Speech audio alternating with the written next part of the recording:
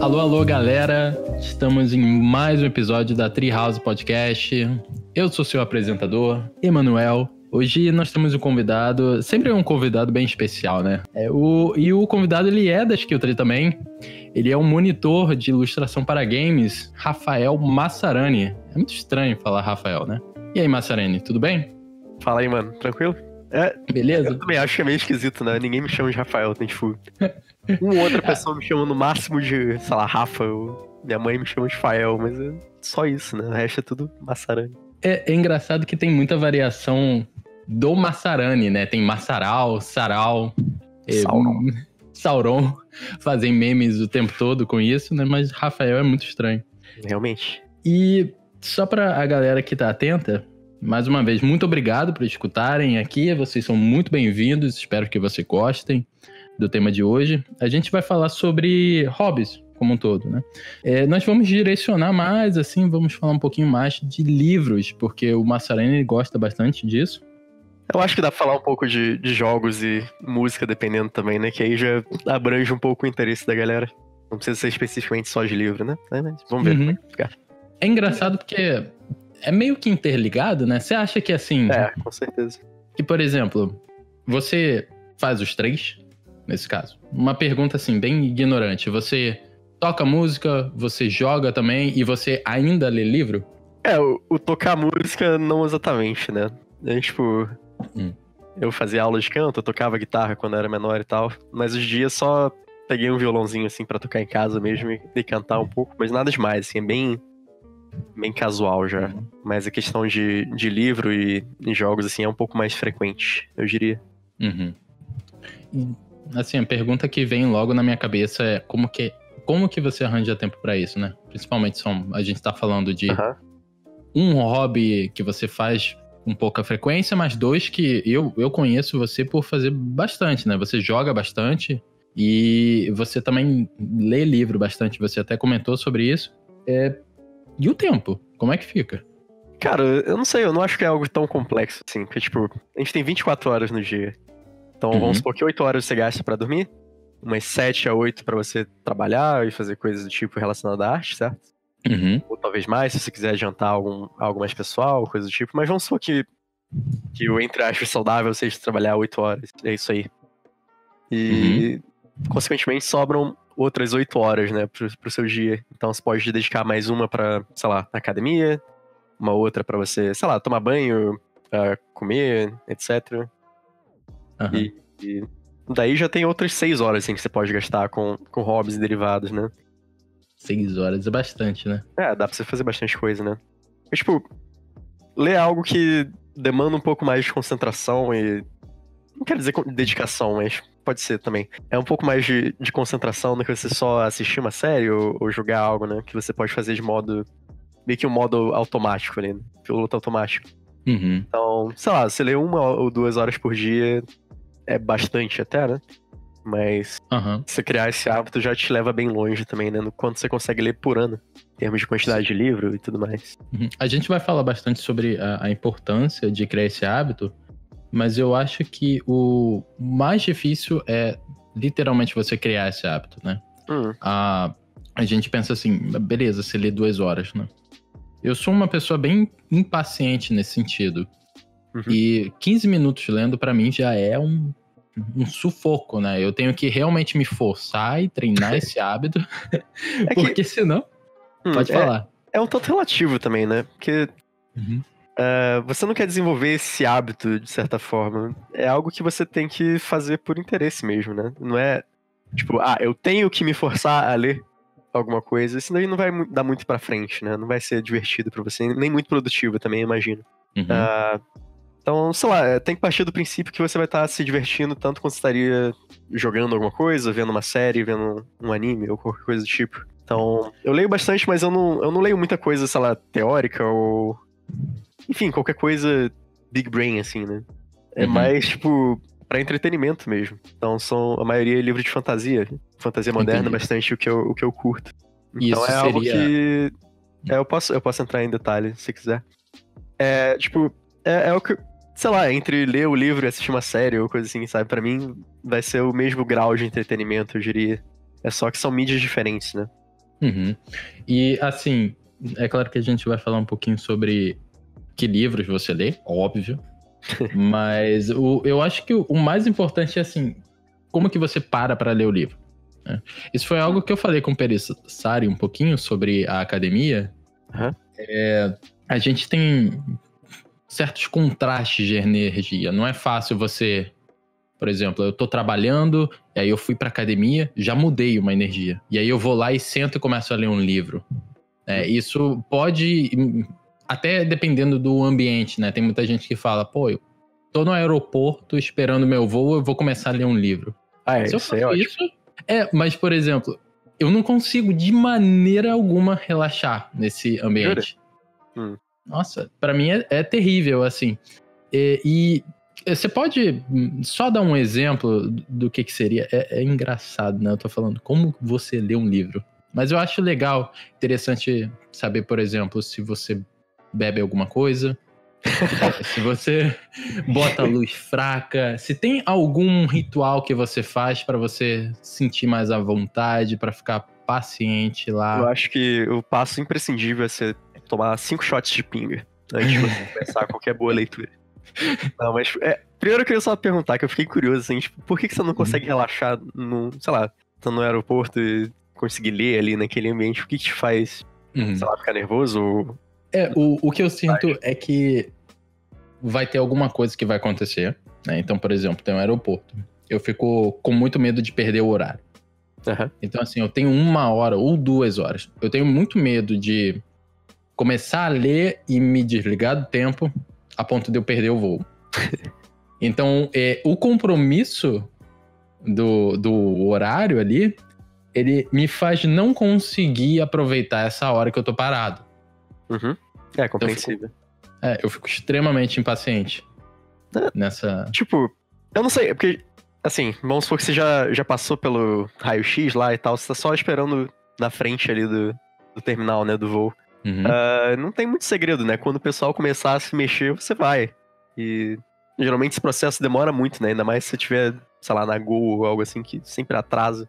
Já tô fazendo propaganda negativa, dando um roast aqui, mas enfim. Tipo, eu acho que você não vai conseguir desligar 100% a ponto de você ficar, sei lá, completamente desligado do seu surrounding, né? Tá em volta de você a esse ponto. Sim. Mas, o que também, assim, não te impede de você ficar focado, né, até a hora de você entrar no avião e tal, mas, tipo, quando você tá no avião em si, você não tem meio que um compromisso ali, né? Você uma tá vez que você sentou... período de tempo que você não vai estar fazendo mais outra coisa produtiva, eu imagino. Então, você ir no avião, no ônibus ou coisa do tipo, é bem de boa, acho, né?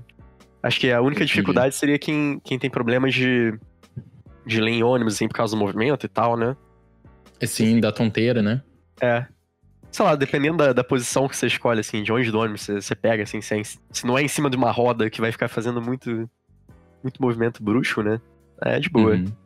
Pelo menos pra mim, assim, né? Aí uma pergunta que surge na minha cabeça é...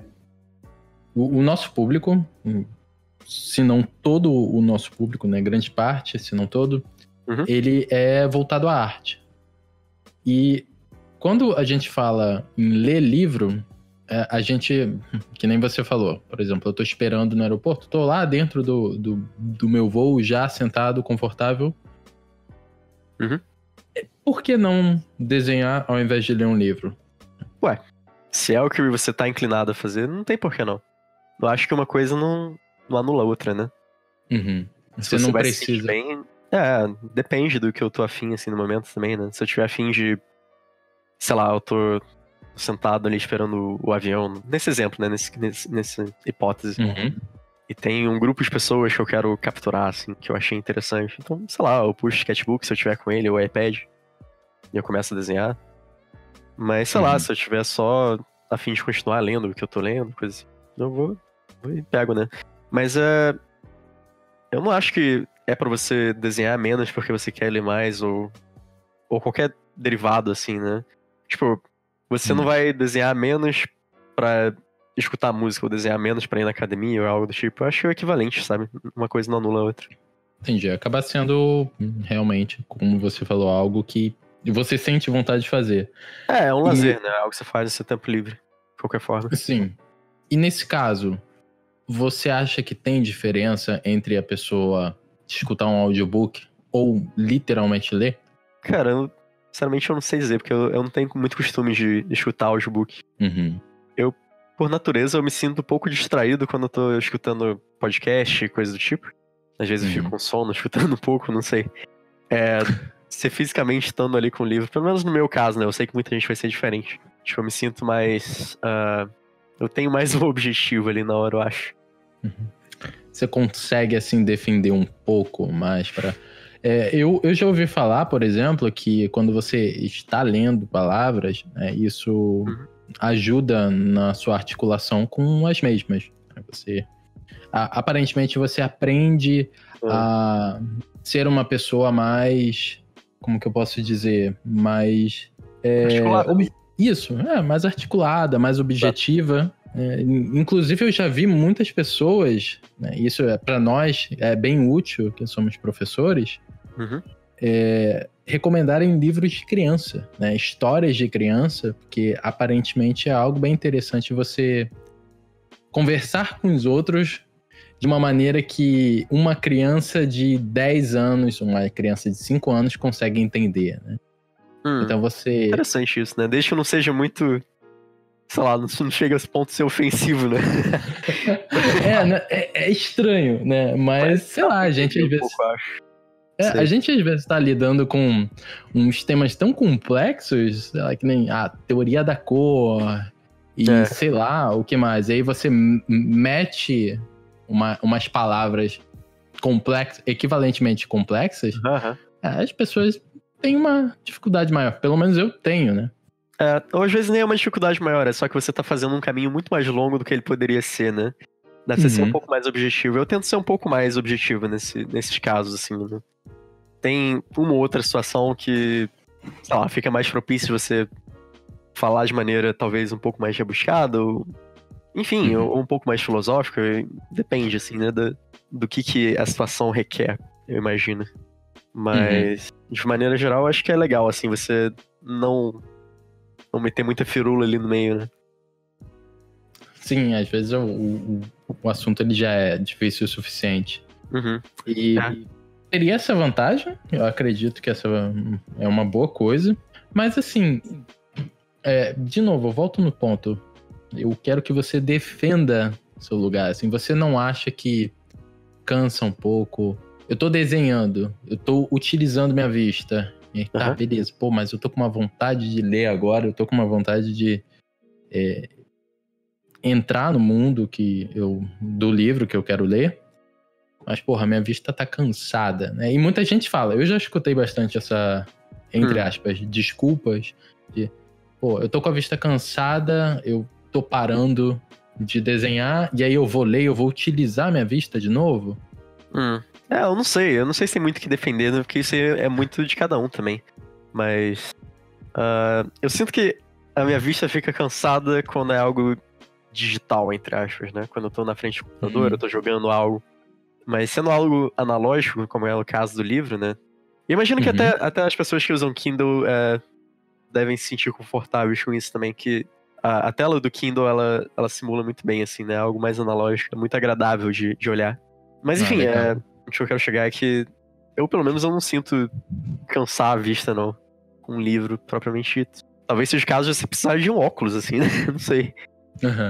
Entendi. Mas tem que ver com o seu oculista, né? Mas... Galera, não tem desculpa.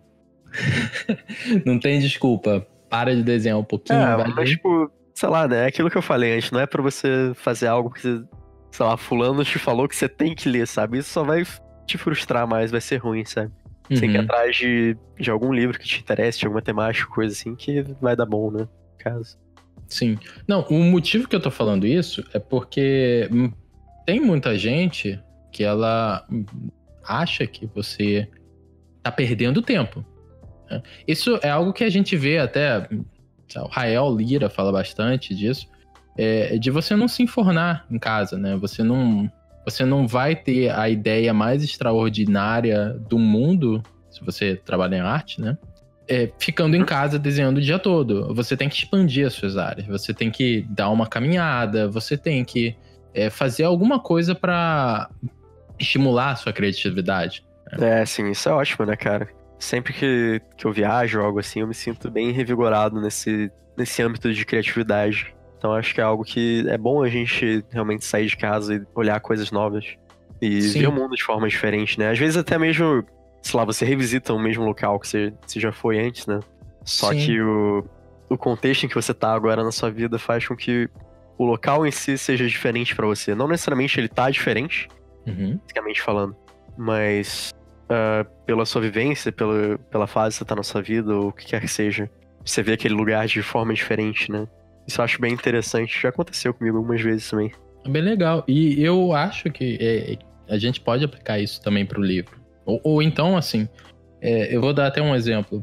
Eu recentemente, né, eu estava com um problema gigante de tentar criar personagem, né? Virou até meme na comunidade. Eu nunca crio. E eu comecei que nem a gente falou, né? Eu comecei a ler um pouquinho da lore de WoW, né? World of Warcraft. E, nossa, foi muito mais fácil de criar. Na hora que eu tava começando a desenhar, eu lembrava de alguma coisa da lore, eu lembrava de algum personagem, eu falava, cara, eu vou fazer alguma coisa parecida com isso daqui, né? O WoW eu conheço bem por alto, assim, também. Eu conheci mais... Eu não cheguei a jogar o WoW, né, na época que era muito febre popular, e tudo mais, né? Eu era do time Ragnarok. Que é ótimo também. Sim, cara, eu amo Ragnarok. Quer dizer, hoje eu não aguento mais jogar, pra falar a verdade, mas eu adorava. Mas eu conheci mais o WoW por conta do Hearthstone, né? Então eu via as cartas e tal. Eu sempre gostei muito de card game, assim, é uma das coisas que eu mais jogo. Então eu via as cartas, eu ficava meio curioso pra saber qual era a história por trás. Tem bastante coisa legal do WoW, né? Eu gosto bastante coisa toda do Lich King, da Sylvanas e tudo mais, bem bacana, muito bom. Sim, e aquele negócio, isso daí pra mim, acaba sendo várias vezes o equivalente de você sair de casa e observar o mundo, né?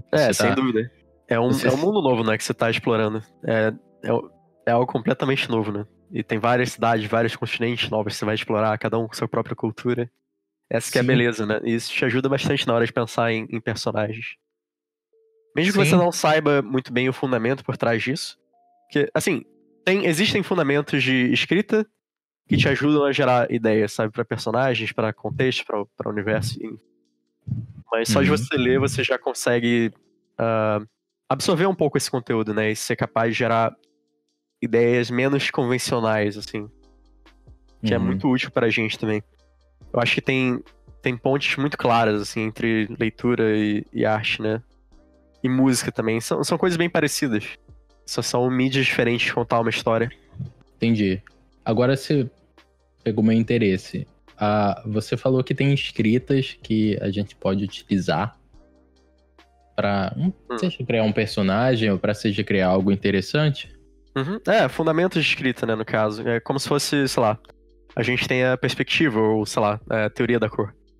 Então eles têm algumas coisas que são equivalentes pra você gerar, tipo, personagens, world building e tudo mais. Você tem alguma recomendação, assim, de cabeça, né? O que seria isso? Como seria o processo? Eu recomendo bastante, pra quem quiser se aprofundar um pouco nesse assunto, assistir as palestras do Brandon Sanderson no YouTube. Ele é um escritor muito, muito bom de fantasia moderna. Que, tipo, hoje em dia talvez seja o escritor mais famoso, assim, e mais bem sucedido nesse gênero. Tem, obviamente, o George R. R. Martin, né, do Game of Thrones, Song of Ice and Fire. Ele é muito bom, mas acho que ele cai um pouco mais no Grimdark, né, que é uma fantasia com uma pegada um pouco mais pesada, né. É um pouco mais, sei lá, mais violento, mais sanguinário e visceral. Eu acho que é a palavra certa pra você definir isso.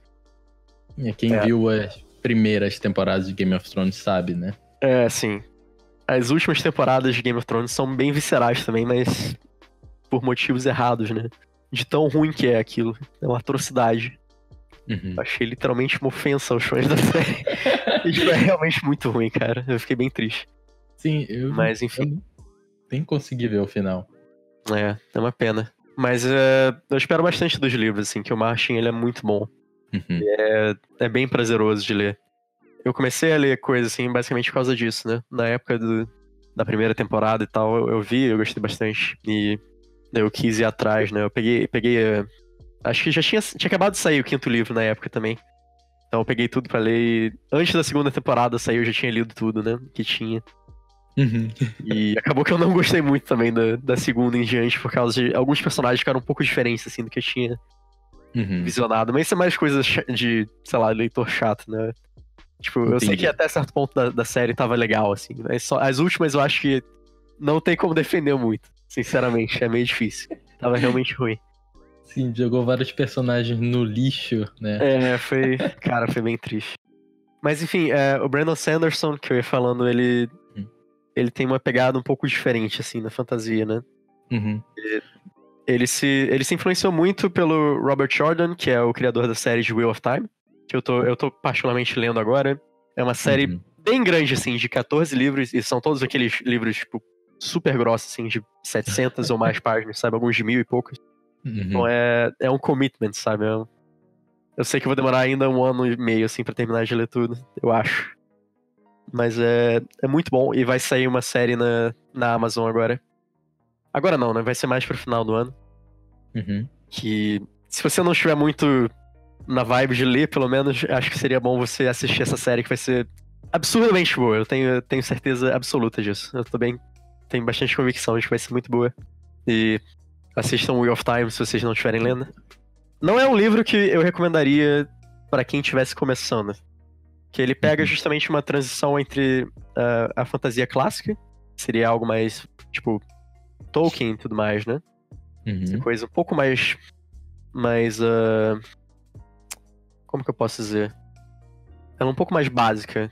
Tipo, ainda é muito rico, é muito divertido e tudo mais, mas a transição da fantasia clássica pra moderna, ela traz um pouco esse lado de que, tipo, a história e os personagens são um pouco mais relatable, né? Eles são mais próximos a gente, né? No sentido que, tipo, um recurso muito comum que eles usam pra trazer esse tipo de sensação pros personagens é você trazer conflitos internos e fraquezas muito evidentes, assim, pros seus personagens. E, tipo, com isso a gente consegue sentir mais empatia por eles, né? Tanto que eu imagino que boa parte de quem gosta de Senhor dos Anéis, assim, se sinta mais atraído ou gosta mais, assim, do Sam, por exemplo, como personagem. O Sam é um ótimo personagem. O Sam é ótimo, é muito foda. E é mais porque ele não chega a ser um super-homem, né? Ele é mais uma pessoa cotidiana, assim, que passa por dificuldades e é mais o seu... Parece mais um amigo seu, né? Do que um semideus ou algo assim, que é muito distante de você. Também uma coisa bem maneira que o Sam caracteriza é que o cara é o seu amigo, ele faz umas paradas boas, mas ele também faz merda, né? Exato. Ninguém é perfeito. Exatamente, eu acho que isso traz uma certa humanidade. Personagem que, tipo, não é o carinha puro que faz tudo de bom e todo mundo conspira contra ele, né? Por mais assim que o Gandalf, ele tem esse ar muito irado, né? Essa coisa muito mística dele é bem inspirador, eu diria. Mas, tipo... A gente não se relaciona com ele, né? Ele é assim porque ele é muito legal, né? Mas você não sente um bond muito grande com ele, né? Em alguns momentos, sim, claro. Mas, assim, ele não é o seu amigão ali, sabe? Você fala, pô, o cara é muito sinistro. Só sim. Isso, né? Mas você não fala, pô, eu tô sentindo que ele tá perto de mim, né? Você tem esse termo. Eu acho que a fantasia moderna pega um pouco desses dois aspectos, né? Tipo, ele tenta trazer o personagem mais pro humano, né? Tenta humanizar um pouco mais o personagem, trazendo esses conflitos internos e dúvidas e coisas assim pelas quais a gente passa no nosso struggle diário, né? Mas também tenta dar um jeito de fazer com que ele seja um personagem muito irado e tipo, bem poderoso, coisa do tipo, que tenha também suas qualidades são, tipo, maiores do que a vida, né? Que são um pouco mais sobre-humanas em alguns sentidos. Então tem uma balança desses dois aspectos que é bem interessante. E cria personagens bem ricos e, tipo, arcos de desenvolvimento de personagem que são bem marcantes. Sim. Eu acho isso bem legal, que várias vezes o que a gente quer ver, principalmente hoje em dia, é exatamente um personagem que ele é forte, né? Ele tem as suas qualidades, mas ao mesmo tempo ele, sei lá, ele calculou mal a quantidade de pimenta que ele comeu e aí ele teve uma diarreia, sabe? Exatamente. Não é um cara que não erra, não é um cara que, porra, esqueci de fazer minha cama, sabe? Eu acho que não é um personagem perfeitinho. muito bom, assim, contemporâneo é o próprio Jaime Lannister, né, do Game of Thrones. Eu não quero falar muito, porque provavelmente seria bem spoiler, mas quem assistiu, assim, as primeiras temporadas e tal, tem um ponto da história que ele sofre uma consequência muito grande, assim, né, ele tem que mudar basicamente todo o jeito de viver dele. E ele tem que reaprender do zero, assim, como interagir, até como agir, né, de forma geral, como pessoa. Sim. E é bem maneiro, né? E você vê essa transição, ou ler essa transição, é bem legal, é bem maneiro mesmo. É que esse tipo de transição pode ser tanto pra cima quanto pra baixo, né? Tem casos em que, sei lá, o personagem ele vai estar evoluindo, você vê essa evolução constante, mas tem outras em que, tipo, o personagem vai começar bem, assim, mas ele sofre bastante, então ele tá indo pra baixo, né? Pro fundo do poço. E depois ele, sei lá, ele tem que aprender com isso e dar um jeito de se reerguer. E esse é o tipo de história que cativa muito, né, gente? Tudo que tem um underdog, assim, tem alguém que não é muito favorecido, a gente tende a gostar mais daquele indivíduo. E tem até uma coisa bem interessante que a gente consegue até aplicar bastante na arte. É o ponto de... É o ponto que o personagem encontra uma decisão que não tem retorno, né? Que é basicamente o que a gente tá falando. Pô, você tomar a atitude de se mudar, você matar alguém importante, você fazer qualquer característica que a partir dali não tem retorno. São as coisas. Cara, isso...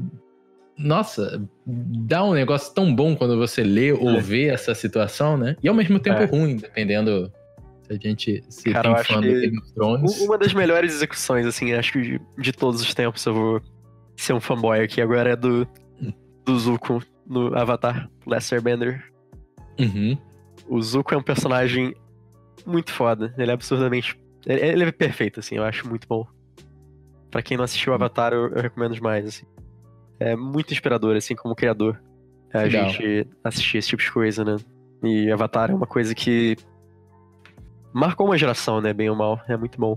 Acho que o Tri, ela tem os cursos e a gente tem tanto o seu curso com o Ian, que é o de ilustração para games, quanto o curso do Pedro, que também ele abrange um pouquinho de um character design. Também pode aplicar para environment, nada impede disso. Eles falam sobre algumas características que o seu personagem tem que ter, né? Então, assim, o Pedro, ele é bem famoso por criticar as pessoas que só pensam no que o personagem vai matar, né? Esse é um personagem que ele é um caçador de vampiro. Beleza, então ele vai matar vampiro, né? Ou então outra pessoa chega e fala, esse personagem ele é um paladino, que vai matar zumbi. E o desenvolvimento do personagem, ele acaba sendo no que ele vai matar, né? E não no que ele é. A Skill Tree, ela fornece até um spoiler aí, eu vou tomar um esporro de tanto o seu, do Ian e do Pedro, eu vou soltar um spoiler da Skill Tree, é que, por exemplo, a gente pensa bastante sobre de onde o personagem veio, né? Onde é que ele estava e como que a gente consegue trazer essas características pro personagem para ele não ser simplesmente um brute, né, que mata coisas. Né? Agora, partindo de tudo que a gente falou agora, né, dos personagens, como que a gente tem um ponto de não retorno, como que a gente tem esse desenvolvimento do personagem, muita gente tem que mostrar isso em só um personagem, só um concept. Ela não pode fazer uma história. Você tem algumas características ou então keywords que você pode pensar para você incrementar o seu personagem, apimentar ele na hora da criação? Eu posso tentar falar aqui, talvez eu divague um pouco, então se eu ir muito pra fora assim, do tema, você me joga de volta pra pergunta.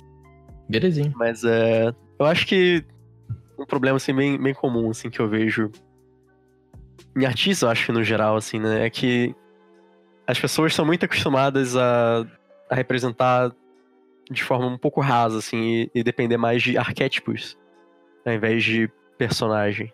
Então, acaba ficando algo muito, obviamente, inspirado em Tolkien, no sentido que, tipo, eu tenho que fazer um personagem anão, eu tenho que fazer um personagem bárbaro, ou personagem que é um mago, coisa do tipo, sabe? Uhum. E não tem nada de errado com isso em pontos de vista de mercado, até porque ainda há uma demanda muito grande, assim, por fantasia clássica ou coisa inspirada em Tolkien. E esse tipo de arquétipo mais consagrado, eu diria, né? Uhum. Clássico, que nem você falou antes, Isso, né? exatamente. É bem clássico, né? Uhum. Então, por exemplo, a própria Blizzard tem arquétipos bem clássicos, né? Nos universos dela. Uhum. Tipo... você vê isso tudo, né? Que tem Tolkien, tem, tipo, personagens elfos, tem anões, tem não sei o quê. Eles têm basicamente um twist pequeno, diferente, né? Mas assim, ele apetece a um público bem específico, né? Disso, né? Que gosta bastante dessa coisa de Senhor dos Anéis, de Tolkien e tudo mais. E não tem nada de errado com isso, claro. Sim. Eu só quero interromper você um segundo, só para mencionar que, principalmente isso que você falou de mercado, eu lembrei de uma discussão que teve de um personagem lá, que é o rei lá da aliança do WoW, que ele é um clérigo, ou então ele é um padre. Ou é o Anduin já agora, não sei. É o Anduin. O Anduin virou rei já, maneiro. Virou rei. E, cara, a discussão da galera, que tava todo mundo lá em cima, era tipo, não, ele não é padre, ele é paladino, porque ele tá com uma espada. Ele era priest, né? Pelo menos. Ele é priest. E aí, não, ele tá usando armadura, então ele não é priest. Ele é paladino, né? Então, voltando ao que você falou, né? Voltando ao que você falou, a gente tá tão enraizado nessa parada de, pô, eu vou criar um mago, então ele tem que usar roupa. Ele não pode ter uma armadura, né? Ou então, eu vou criar um paladino, pô, ele não pode estar de bota de couro. Ele tem que estar uma full plate, ele tem que ser bonitão. Então a gente cria, que nem você falou, esses arquétipos e a gente fica muito preso nele pra desenvolver a nossa ideia.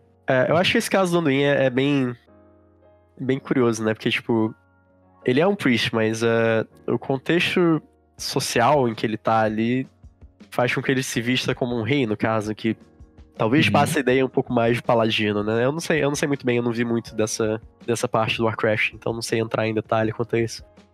Não, sim, mas é exatamente isso. Tem uma ferramenta de world building, assim, que eu vi, assim, nas palestras do Brandon Sanderson, que acho que dá pra gente abstrair, assim, pra... Cara, eu tô falando muito assim, né? Desculpa, deixa eu frasear isso. Não, sem problema. Enfim, são essas ferramentas de world building que tem na palestra lá do Brandon Sanderson, que é muito interessante da gente tentar trazer pro nosso contexto de arte, porque, de certa forma, vai funcionar da mesma forma. E isso é você separar o quesito de world building em duas categorias. Seria a categoria de o contexto do universo, né, o ambiental, e o contexto social, que... Ok, eu posso entrar um pouco mais em detalhe em cada um. Então, o ambiental seria...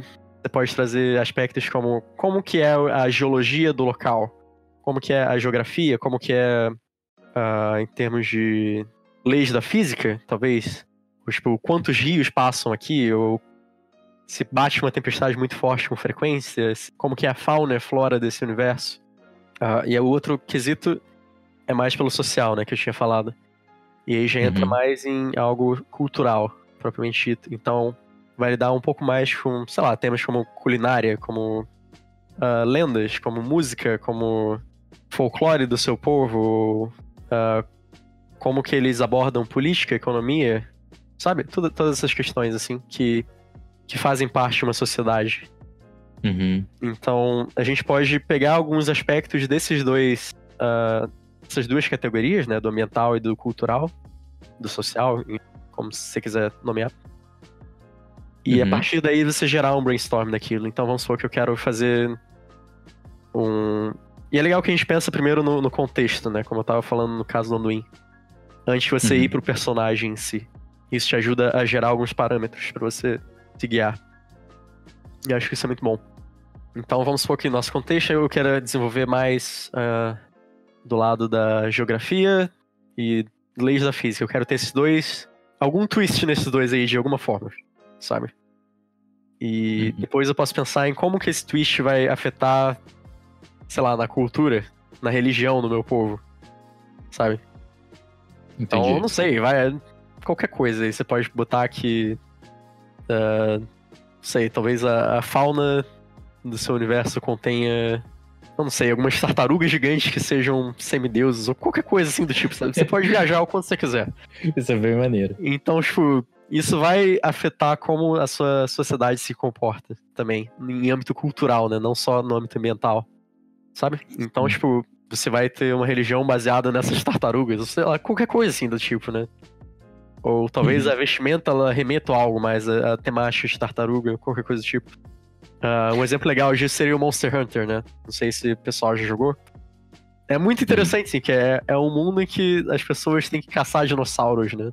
Não, obviamente não é raso dessa forma, né? Tem justificativas e tudo mais.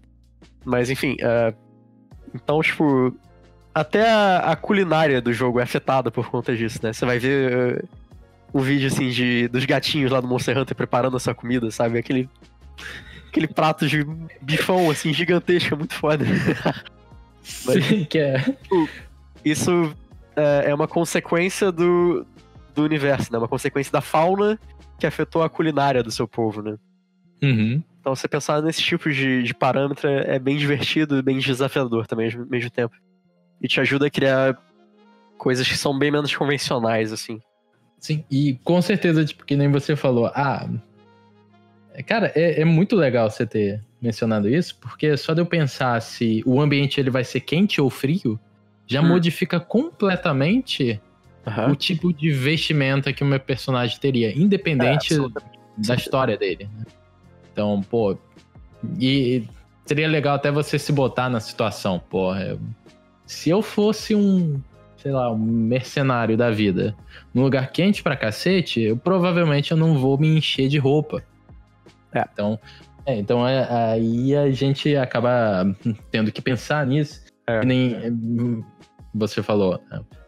Eu acredito que antes do Anduin ser um Priest, ele era filho do rei. Ele era um cara que rezava muito. Então, foi consequência dele, das coisas que ele fez, ele ser um Priest, e não o contrário, né? Exatamente. Nesse exemplo seu do mercenário, por exemplo, a gente pode ir um pouco além disso também, né? A gente pode gerar mais parâmetros para deixar ele um pouco mais específico ainda. E ser, consequentemente, um pouco mais interessante, né? Então, além do tipo de vestimento, a gente pode pensar no, assim, como que essa vestimenta é decorada, talvez, né? Como que ela é ornamentada, talvez. Então, você pode prover de uma religião dele, ou da situação econômica, talvez. Então vai ver ele é um mercenário que coleta apenas em, não sei, pode ser só em pedras preciosas bem específicas, né? Sim.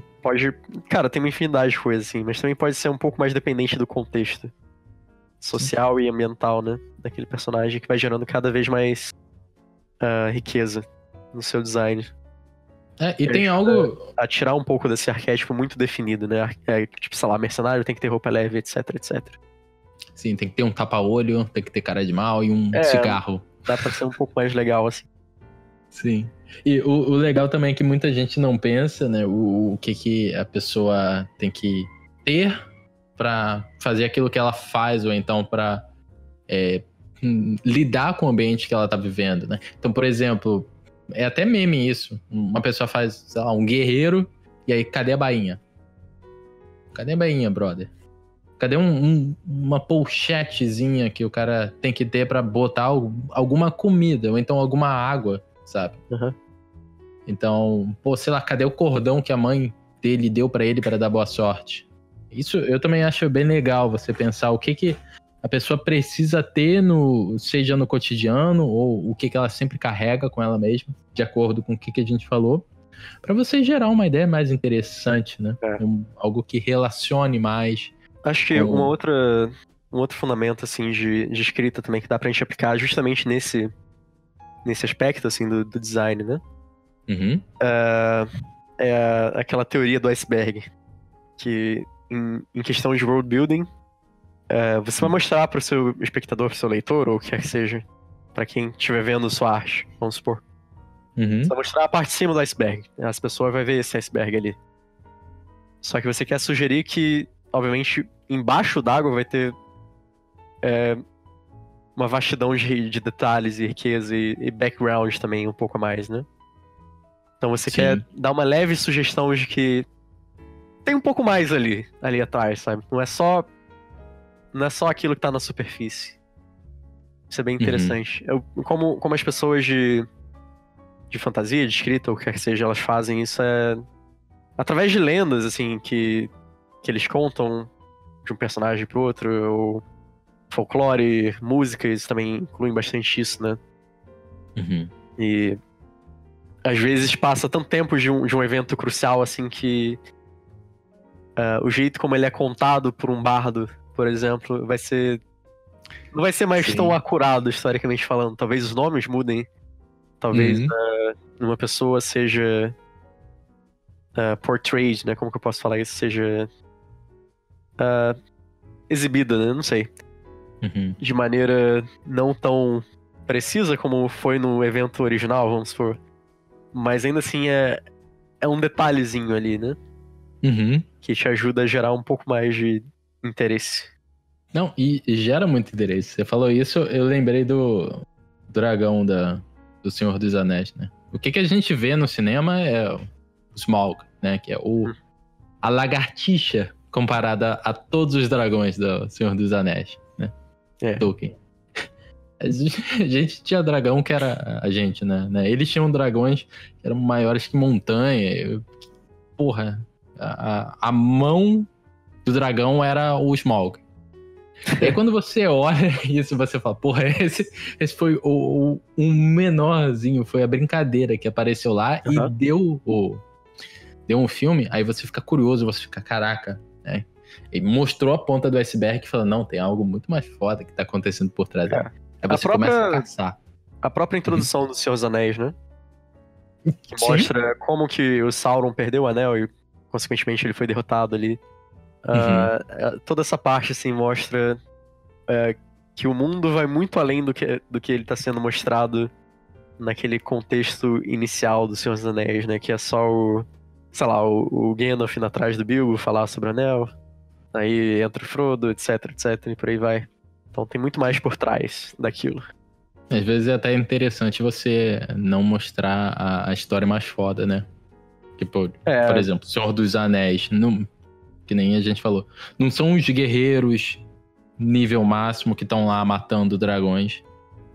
Não foi sobre isso o filme. Tipo, o Legolas, o Gimli e o Aragorn são muito roubados. E o Gandalf também, claro.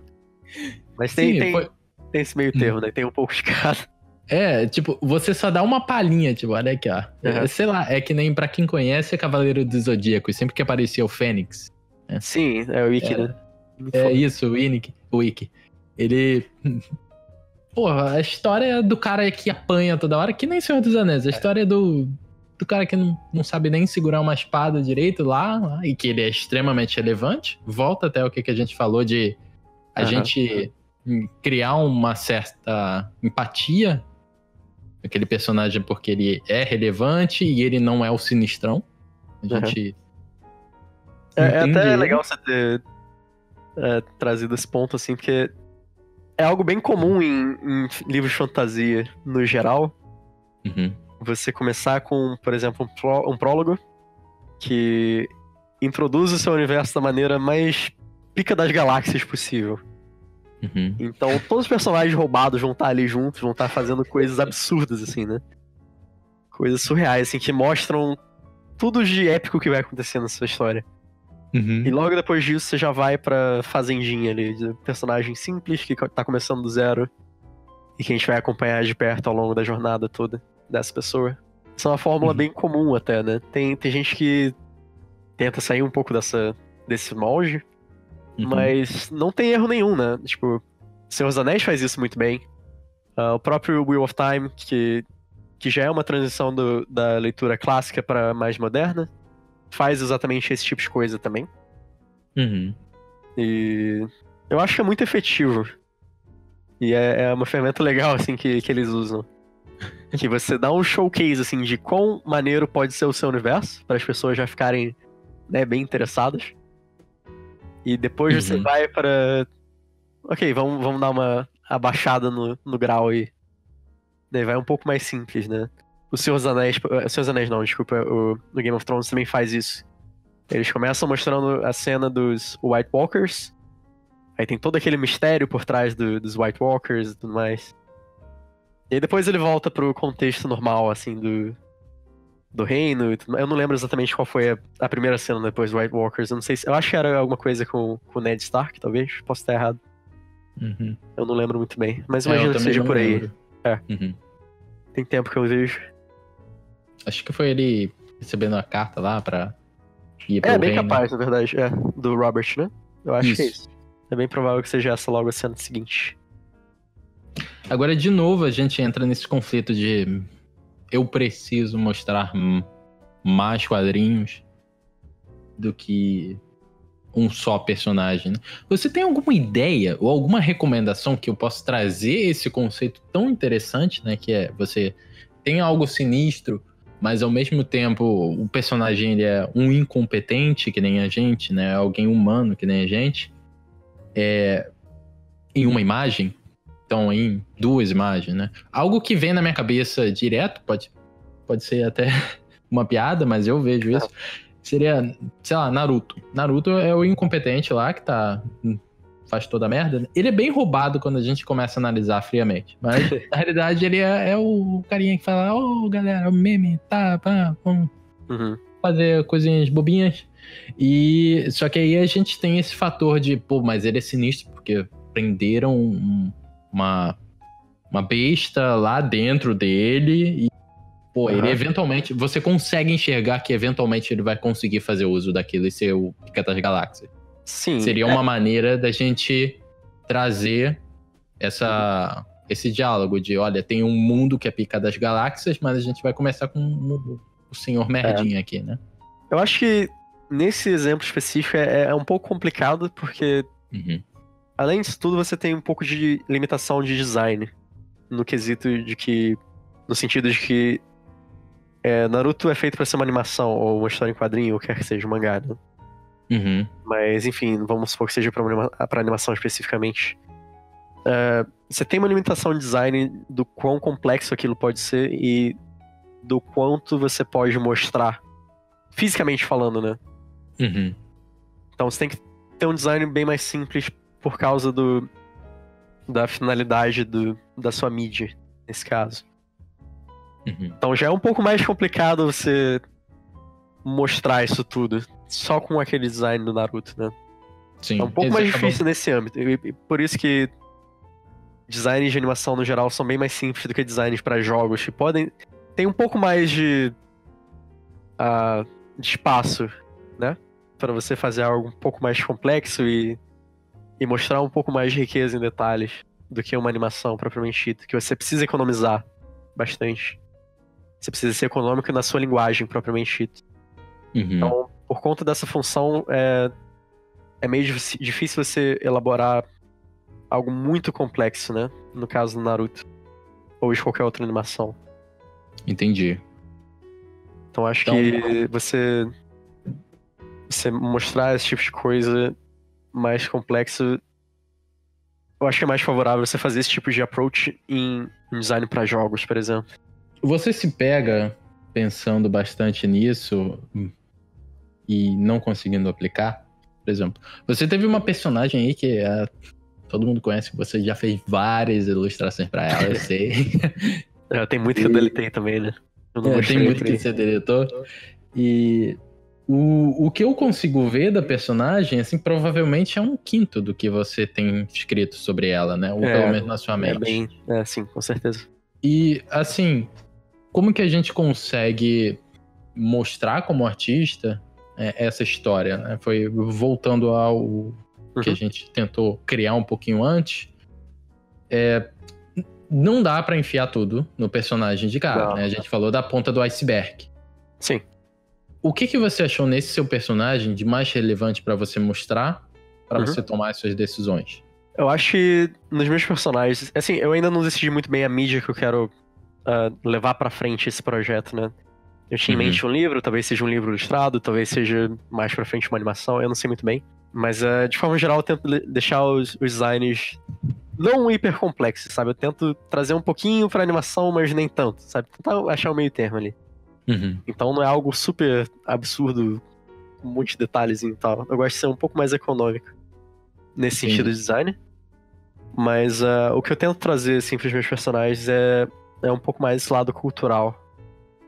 Então, pra essa personagem específica, eu tento trazer um pouco mais da etnia dela, né? Da etnia, da vestimenta dela ser um pouco mais... Tem um pouco mais de influência Middle Eastern, sabe? De árabe, o que quer que seja. Um pouco das cores, de como que ela decora a roupa e tudo mais, o gesto. É mais um jeito, assim, que eu tento trazer essas características pra personagem, né? Tem o meu, que é aquele personagem de pele roxa, todo cheio de armadura, né? Que ele é pra ser mais um arquétipo de guerreiro, vamos supor assim. Só que um pouco mais... tipo, a cultura dele eu pelo menos tentei, né, indicar. Que já é um design um pouco mais antigo, eu fiz em 2017.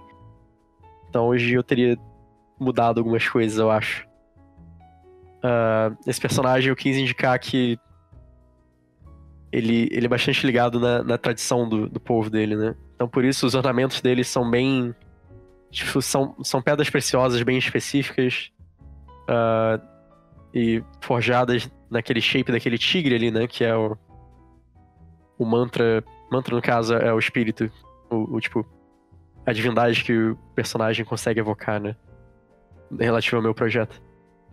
Que é aquele tigre que aparece na ilustração junto. Então tem um pouco de influência daquele tigre no design também, né? Entendi.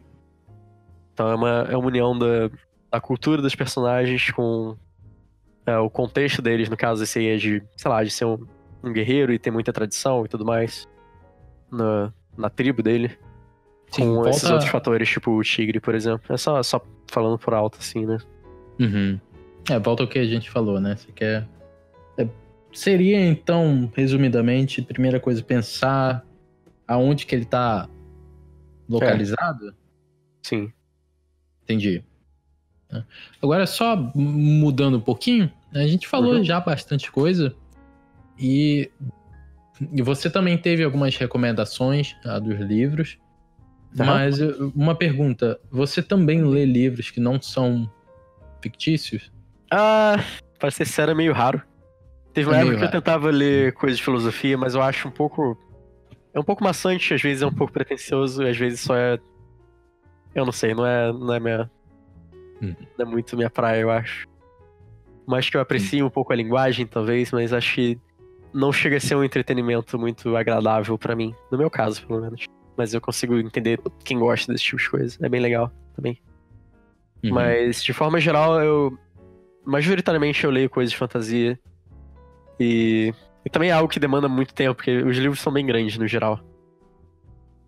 Então demanda uma quantidade de tempo considerável, eu acho. Mas, assim, em termos de leitura, especificamente pro meu entretenimento, assim, eu leio mais fantasia. Normalmente eu leio livros de arte e tudo mais, né? Color and Light, Creative Illustration do Loomis, enfim, Framed Ink, etc. Sempre acaba sendo mais fácil pra você ler essas coisas, assim, tipo... Você que já tá acostumado, vou ler... mesmo sendo um estudo... eu não sei dizer, assim, se artista no geral tem problema com texto ou não. Talvez, tipo, sei lá, tem um livro muito bom do Robert Fawcett. Eu acho que não tem muita gente que conhece esse ilustrador, mas ele era da época de ouro da ilustração americana também.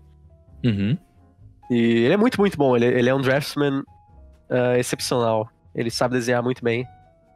Entendi. E ele é bem legal. Mas tem um livro dele que ele é basicamente todo teórico, eu diria. Tem poucas imagens mesmo, né? Pra você analisar e digerir ali. E ele fala muito em palavras, né? A comunicação do livro ali. Então é importante você ler aquilo tudo e conseguir digerir tudo. E tem outros exemplos, assim, de livros muito bons, assim, relacionados à arte ou ilustração, quer que seja, tipo... São majoritariamente de leitura exclusivamente, né? Não tão voltado pra imagem. E aí eu acho que talvez seja mais fácil de eu conseguir aguentar ler tudo de uma vez só, sabe? Tem um assim. bem famoso, né? Que eu certamente recomendo qualquer artista ler, que é o do Steven Pressfield, né? War of Art. Sim. Não é a arte da guerra, é a guerra da arte. Exato. Você já leu esse livro? Eu não cheguei a ler ali, né? Mas eu tenho que comprar. Ele é ótimo. Que nem eu falei, se você não tem costume e você não quer ler mesmo, ele também tem um audiobook que é surpreendentemente bom. Parece Bacana. Que é um personagem do Diablo que tá narrando. É muito legal, você fica, uou, eu tô num mundo místico aqui. E, assim, eu acho que tirando desse livro, não tem muita coisa também teórica que eu, além dos livros de arte, que eu recomendaria. E, cara, muito bom ter você aqui. Adorei esse papo. Eu sei que ele foi bem breve até, né? Dá pra gente continuar então, peraí. Vamos falar de música e jogos aí, se quiser. Vamos fazer uma listinha também dos livros pro pessoal aí pegar. Pô, não, a listinha vai ter que ter. A listinha vai ter que ter na descrição. Então, vamos pra listinha de livros aí. Alguns que eu gosto. Vamos botar aí. Tá, pra você começar a ler, eu acho que Mistborn é uma escolha muito sólida. Então, o Mistborn do Brandon Sanderson, que é uma trilogia de fantasia muito boa. Ela já é uma pegada mais de fantasia moderna, é bem fácil de digerir, os personagens são muito bons. E tem um dos sistemas de magia mais divertidos, assim, que eu já tive prazer de ler. Que é... Cara, é engraçado falar isso, mas é quase como se todo mundo fosse um tipo de magneto diferente. Que tipo... existem, a princípio, 10 tipos de metais que algumas pessoas têm a habilidade de ingerir. Elas ingerem esse metal de forma líquida, né? E cada uma manifesta um tipo de poder diferente. Então tem alguns metais que... Quer dizer, um específico, por exemplo, que você é capaz de empurrar outros metais. Tem um que você é capaz de puxar metais. Tem um que você pode levemente alterar as emoções das pessoas que estão à sua volta pra uma direção específica, né? Então, por exemplo, isso gera uma riqueza de como os personagens podem abordar situações diferentes, ou entrar em combate, coisas do tipo. Então, se o personagem tem o poder de empurrar metais, significa que se botar um saquinho de moeda na mão desse personagem, vira uma máquina de guerra, sabe? É tipo muito forte. É absurdo. Então você usa suas moedas como projéteis.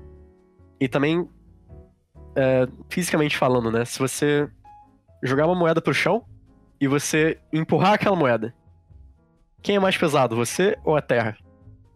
Então, obviamente a terra. E por conta disso, se você empurra uma moeda que tá diretamente abaixo de você, você é impulsionado pra cima.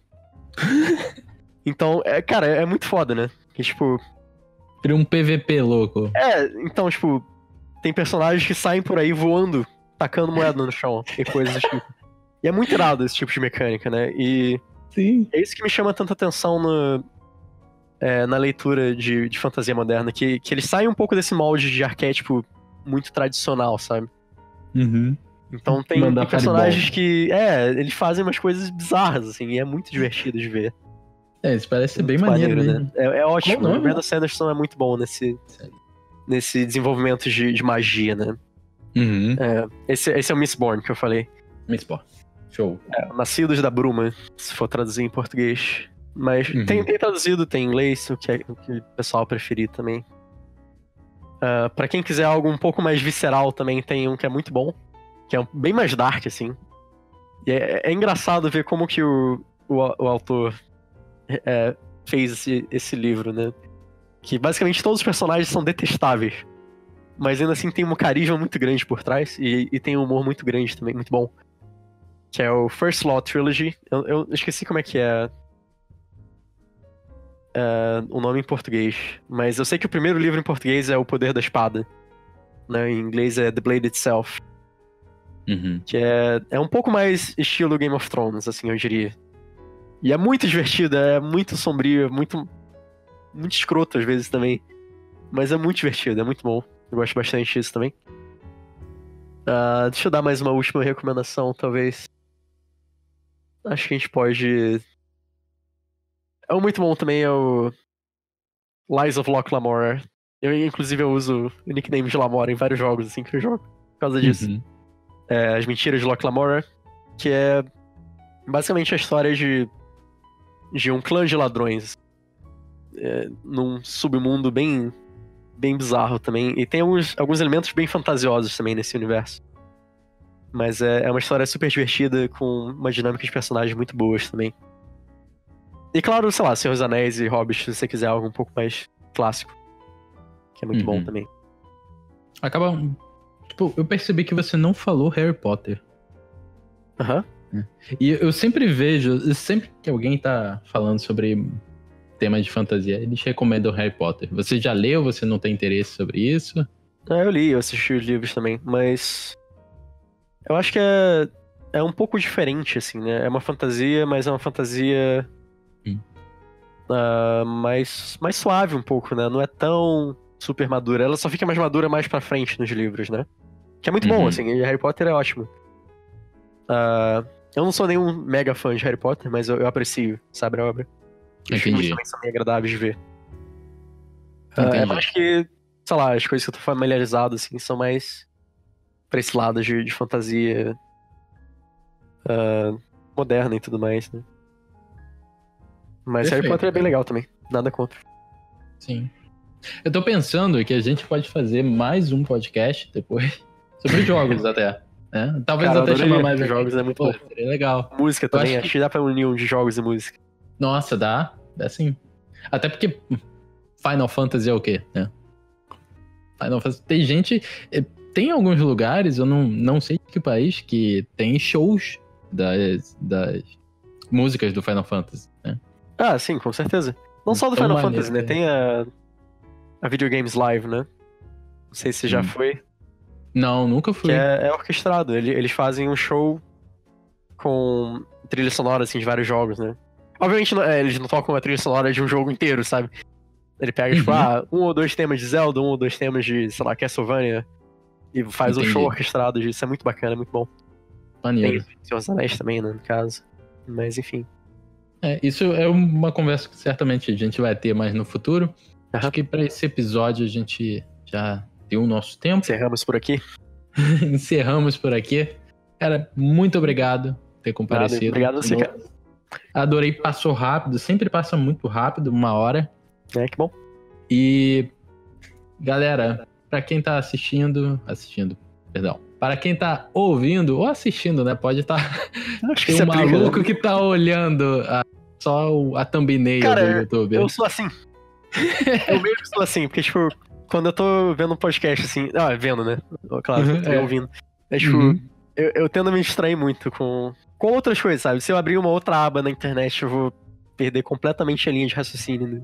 De quem tá falando ali na hora. Então, se eu quero realmente aproveitar o assunto, eu geralmente fico só parado ali, sabe? Olhando o thumbnailzinho ali, a barrinha vermelha do YouTube passar. Que delícia, cara. Mas enfim. Então observem bastante a arte do Massarani que a gente vai botar aqui. Provavelmente, tenho quase certeza que vai ser a personagem que a gente falou sobre o podcast.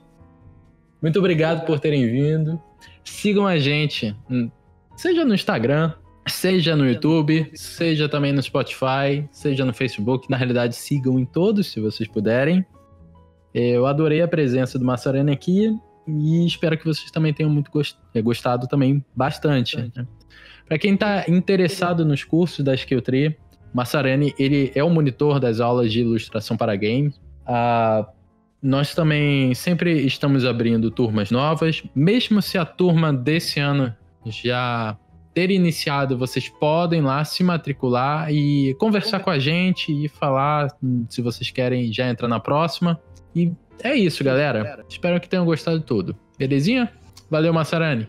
Valeu, mano. Obrigado aí pelo convite, foi bem bacana.